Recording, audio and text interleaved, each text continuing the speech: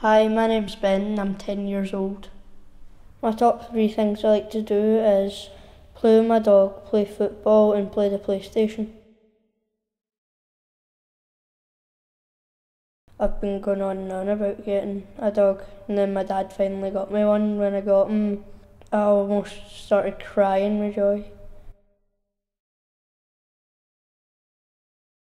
I play football at the park or just passing in my street with my pals. I'm probably the second best goalkeeper in my class. You can see it's as if it just starts to come over him. You can see him getting sorer and sorer. Some days he can go for a good 10 minutes before it happens, other days he can be out just for a couple of minutes and all of a sudden he's got to stop. If he's out all day playing and he comes in, he's in agony that night.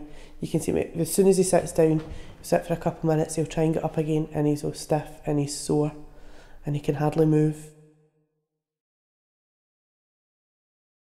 In school when we're playing tag and that, when I see my pals running a lot faster and a lot longer without getting sore, I just think to myself, I wonder what it would be like if I didn't have spina bifida and I could run as fast as my pals.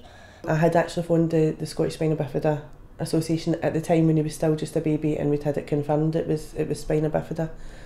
When I spoke to somebody there, they had told me that they would be there if I needed them, which looking back on it I really appreciate because of the different doctors and things, you know, and you get bombarded with information and things. It is quite frightening. Spina bifida is a very wide-ranging condition. It goes from the very mild to the very complex and extreme. Ben would be put probably by medics on the milder end. Having said that, that's still not easy to live with. Spina bifida, when there's no paralysis, as there normally is in the majority of children, means that Ben experiences pain because his nerves are not paralysed, and the pain can be very extreme. And we work with many children who are going through this right into adulthood. He started nursery when he was 4, and then problems started then, mostly with him going to the toilet and things. Yeah, Ben was having real problems with his bowel. Bowels in children with spina bifida can be quite paralysed and not work. So what they were using with him at the time was lots of medicine to try and get him to move, but you can imagine he was actually quite ill, because if your bowels don't move it makes you very ill. It's a serious situation. So at that time we had gone back to the doctors, you know, to see where we could go from there, and we were referred on to a PEACH unit, it was called, which helps with kids with bowel and bladder problems. And we went there, must have went there for about 9 or 10 months, but it was, during this time it was horrendous for Ben. I mean, he just could not go to the toilet. They were still sort of saying, you know, it's a behavioural thing. And in schools, when we're asked what's useful to do, is staff are presented with a child who has a condition. So to give them information gives them more confidence and knowledge in dealing with the children who have spina bifida and hydrocephalus. So we will go in and we'll give talks to schools, we'll talk about what the condition is, we'll explain what's happening with the child, and when perhaps it's being considered, as does happen very regularly, that a child's problems are behavioural rather than medical, then we can help to clear that up with the staff, that this child is not a naughty child, it's a child who is struggling with a medical condition.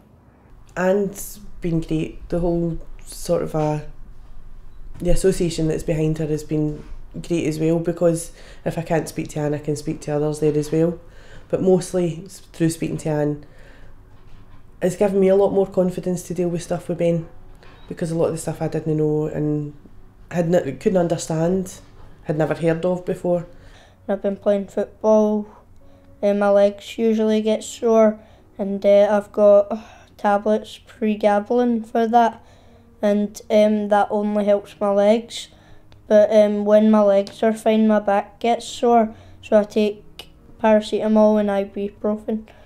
And then in Ben's case, of course, because he has such pain, we referred him on to the specialist nurse here at the centre who's able to do relaxation with him.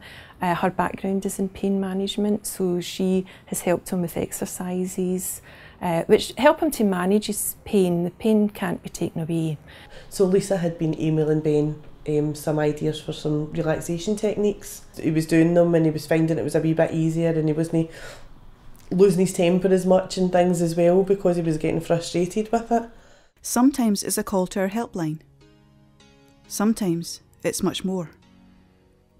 Every year, our family support workers respond to over 4,000 calls to action from those requiring help and advice, and make over 200 hospital and home visits.